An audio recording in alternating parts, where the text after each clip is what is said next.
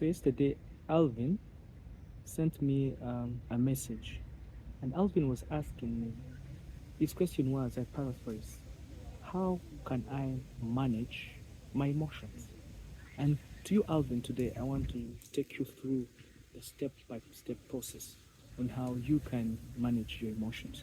But before you manage your emotions, do you actually know what emotions are? Mind heritage empowering mind. When you look at the word emotions, it comes from a Latin word, movere, and this simply means to move. So it's more or less of the movement of the energy within you. So when you understand that it's the movement of your energy within you, now you start questioning, how does this energy move? So ladies and gentlemen, emotions are very complex. They are more or less like the wind. You don't see the wind flowing. You don't see the wind moving. But all you see are the effects of the wind. You see the leaves on the branches of the tree shaking, or you'll feel the wind, or you'll see somebody's sweater or blouse moving by the wind. So all we see are the effects, but we cannot see the wind. The same thing with emotions. You cannot see it. You only see the fruit. And this is so because emotions come from the deeper side of ourselves, deep within each and every one of us. And this can be from your conscious side or from your unconscious side. Now, when we talk about the consciousness, we're meaning more or less of a fruit that you can see on a branch of a tree. When you look at a tree with a fruit, you can tell that is a mango fruit, that is a guava, that is a pineapple, or that is a tomato. All these are fruits because you can see them. But the unconscious bit of it is that you do not see it. So it's more or less of the roots of the tree. When we uproot these different roots and put them there, you may not tell which root or which fruit or which tree it is. So the same thing happens with emotions. There are those that we can see the fruits and those that we cannot see the roots, which are lying within the subconscious mind. But both of them, both the conscious and the unconscious, vary like the waves on an ocean. Some are very strong and some are very calm. But one concept between these two is that they come and go. But the challenge we have as human beings, are we able to understand them when they come? Because many of us, when they come, we hold on to them and we never let them go. And this is where most of the mental disorders emanate from.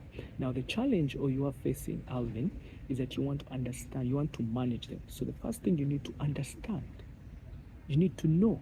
Do you know the emotion? Can you name it? Can you say this is anger, this is frustration, this is bitterness, this is greed, this is anxiety?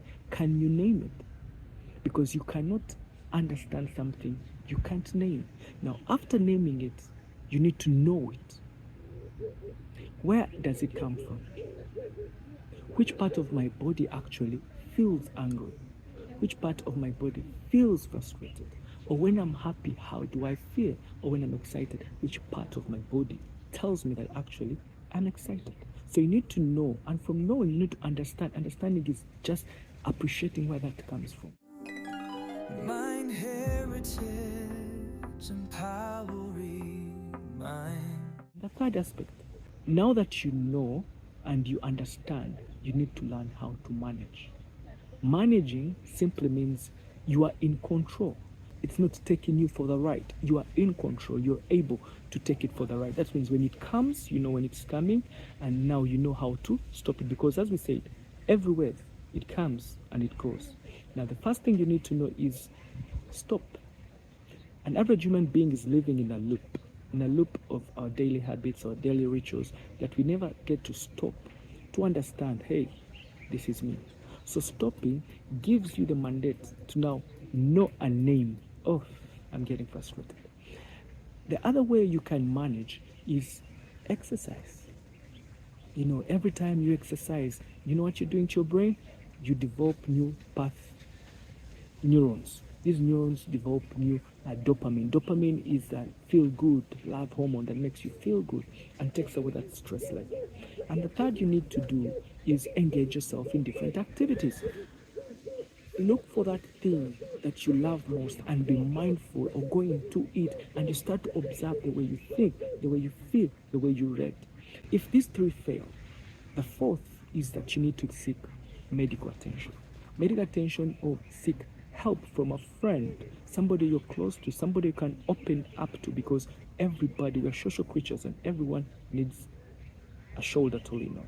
So the process of you seeking medical attention, or the process of you seeking help from a friend, is a step we shall cover in our next episode. Thank you for listening. I'm very sure these few steps will take you to the island that you want to go to. Otherwise, see you in the next episode.